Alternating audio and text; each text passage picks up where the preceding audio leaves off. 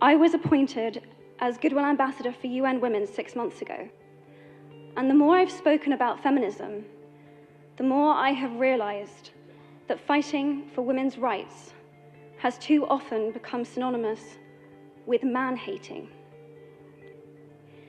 If there is one thing I know for certain, it is that this has to stop. For the record, feminism, by definition, is the belief that men and women should have equal rights and opportunities. It is the theory of the political, economic, and social equality of the sexes. I started questioning gender-based assumptions a long time ago.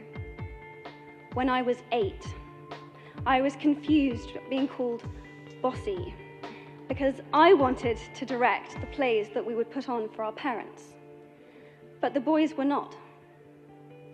When at 14, I started to be sexualized by certain elements of the media. When at 15, my girlfriends started dropping out of their beloved sports teams because they didn't want to appear muscly. When at 18, my male friends were unable to express their feelings. I decided that I was a feminist, and this seemed uncomplicated to me. But my recent research has shown me that feminism has become an unpopular word. Women are choosing not to identify as feminist. Apparently, I am among the ranks of women whose expressions are seen as too strong, too aggressive, isolating, and anti-men, unattractive even. Why has the word become such an uncomfortable one? I am from Britain, and I think it is right that I am paid the same as my male counterparts. I think it is right that I should be able to make decisions about my own body. I think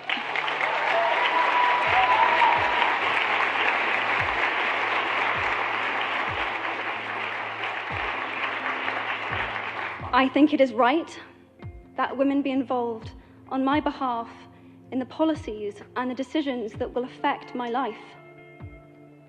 I think it is right that socially I am afforded the same respect as men.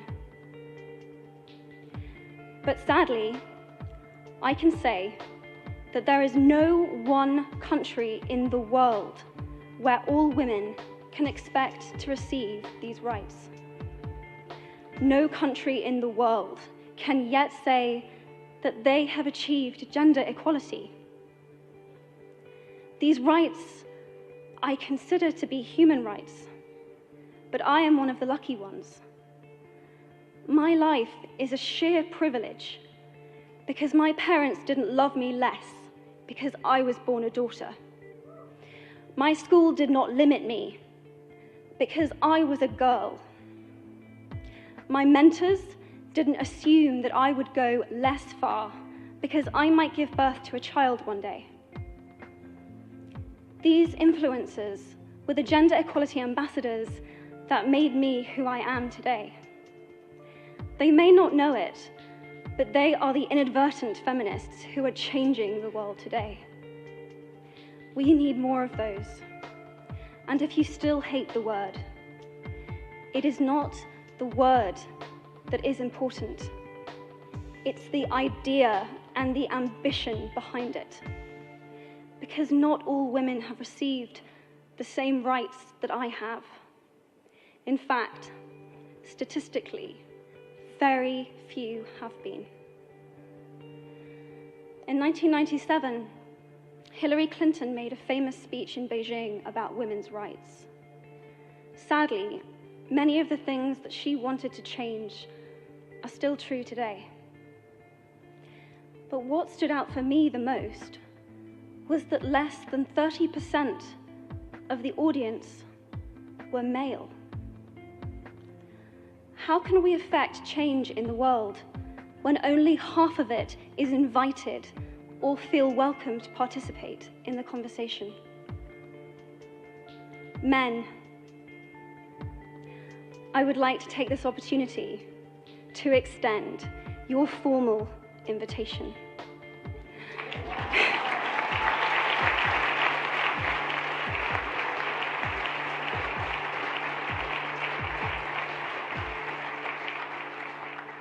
Gender equality is your issue too. Because to date, I've seen my father's role as a parent being valued less by society, despite my needing his presence as a child as much as my mother's. I've seen young men suffering from mental illness, unable to ask for help, for fear it would make them less of a man or less of a man. In fact, in the UK, suicide is the biggest killer of men between 20 to 49, eclipsing road accidents, cancer, and coronary heart disease. I've seen men made fragile and insecure by a distorted sense of what constitutes male success. Men don't have the benefits of equality either. We don't often talk about men being imprisoned by gender stereotypes, but I can see that they are, and that when they are free, things will change for women as a natural consequence. If men don't have to be aggressive in order to be accepted, women won't feel compelled to be submissive. If men don't have to control, women won't have to be controlled. Both men and women should feel free to be sensitive. Both men and women should feel free to be strong. It is time that we all perceive gender on a spectrum instead of two sets of opposing ideals.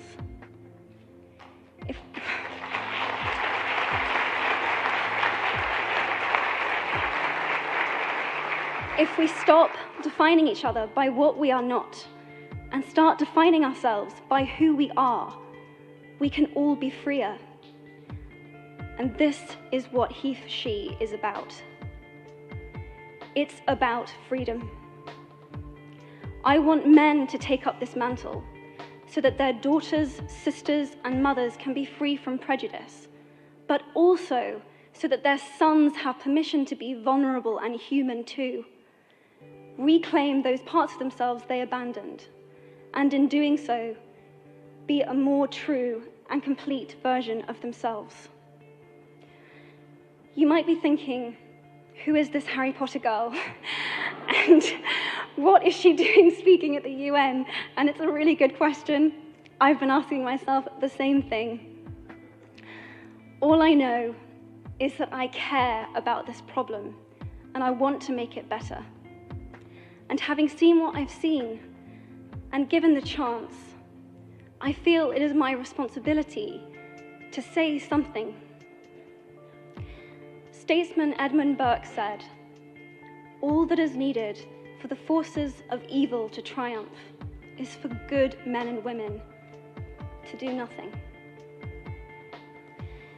In my nervousness for this speech, and in my moments of doubt, I've told myself firmly, if not me, who?